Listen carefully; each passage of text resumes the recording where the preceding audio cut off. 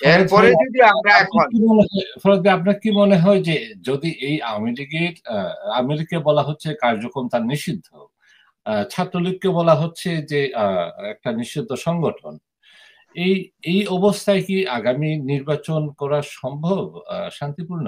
আমি একটা জিনিস বলি, যে আমি যেটা বলছিলাম এটা শেষ করতে হবে, ইম্পর্টেন্ট কথাটা বলা শেষ করতে হবে। এই যে আমরা একটা বিশেষ একটা অবস্থার মধ্য দিয়ে, একটা ধরেন একটা অন্ধকারের মধ্য দিয়ে পথ হাতড়ে আমরা এগিয়েছি, তাই না? তো এগিয়ে এসে যদি আলোর মুখ না দেখি তাহলে কেমন লাগে? আমরা তো এখন হতাশাগ্রস্ত। হ্যাঁ, নির্বাচন অনেকটাই অনিশ্চিত হয়ে গেছে, আমার যা মনে হচ্ছে, অবস্থার দৃষ্টে তাই মনে হচ্ছে নির্বাচন অনেকটা অনিশ্চিত হয়ে গেছে। কিন্তু আমার কথা হলো, এই অনিশ্চিত অবস্থাটাকে আমরা কিভাবে অ্যাড্রেস করব, এটাও তো একটি কথা। এবং যদি নির্বাচন ব্যবস্থা অনিশ্চিত থাকে, সরকারের মধ্যে অনিশ্চয়তা থাকে, তাহলে কতগুলো জিনিস ঘটবে।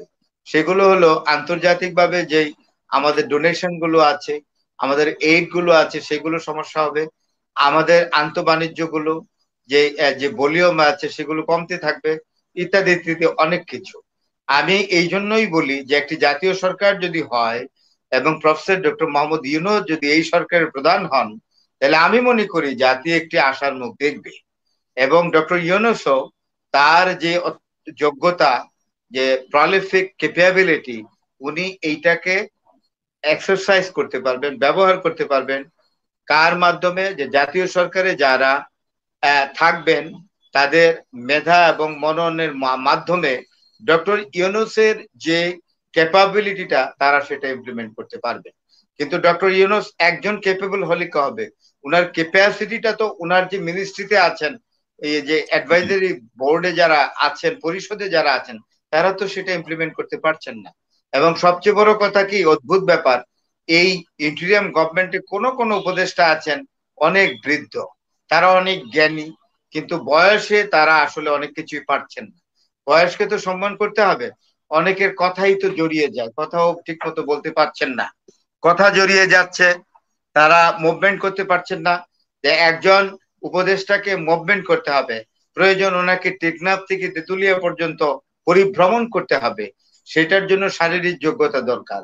আবার অনেকে আছেন বয়সে অতি কম, তাদের আবার ধরেন মন্ত্রণালয় চালানোর অভিজ্ঞতা কম। সেই জন্য আমি বলি মিড লেভেলের, অত্যন্ত বয়সের দিক থেকে মিড লেভেলে যারা আছেন, যারা অত্যন্ত শার্প, দক্ষ এবং অভিজ্ঞ, আন্তর্জাতিক এবং জাতীয় রাজনীতি যারা বুঝেন, যারা কূটনীতিক জ্ঞানে অত্যন্ত প্রখর, এই সকল লোকজন, অর্থনীতি জানেন যারা, অর্থনীতি বিষয়ে যারা খুব পাকাপোক্ত জ্ঞান রাখেন, তাদেরকে এনে একটি জাতীয় সরকার গঠন করা উচিত। এই জাতীয় সরকার হতে পারে বিভিন্ন পেশাজীবী থেকে দক্ষ লোক এনে, তিনি আইনজ্ঞ হতে পারেন, তিনি একজন অধ্যাপক হতে পারেন, তিনি একজন সমাজকর্মী হতে পারেন, তিনি একজন নামকরা মানবাধিকার কর্মী হতে পারেন, ইত্যাদি ইত্যাদি। তিনি একজন বিশেষজ্ঞ, আন্তর্জাতিক বিশেষজ্ঞ হতে পারেন, অথবা জাতিসংঘে দীর্ঘদিন কাজ করেছেন এমন একজন লোক, অর্থনীতি বিভাগে বা জাতিসংঘের পররাষ্ট্র বিভাগে, সিকিউরিটি কাউন্সিলে অথবা জেনারেল অ্যাসেম্বলিতে কাজ করেছেন। এই ধরনের একদম প্রলিফিক এক্সপেরিয়েন্স যাদের আছে, কম্পোজিট এক্সপেরিয়েন্স, এই ধরনের লোকজনকে, এটা তো ইয়ে হবে, জাতীয় সরকার হবে, এই ধরনের লোককে আনতে হবে। খুব স্লো মোশনের লোকজন, যারা ডিসিশন মেকিং এ বা ডিসিশন দিতে দেরি করেন, ফাইল প্রসিড করতে গড়িমসি করেন, একমাত্র কারণ হলো তারা বুঝেনি না ফাইলটা কি।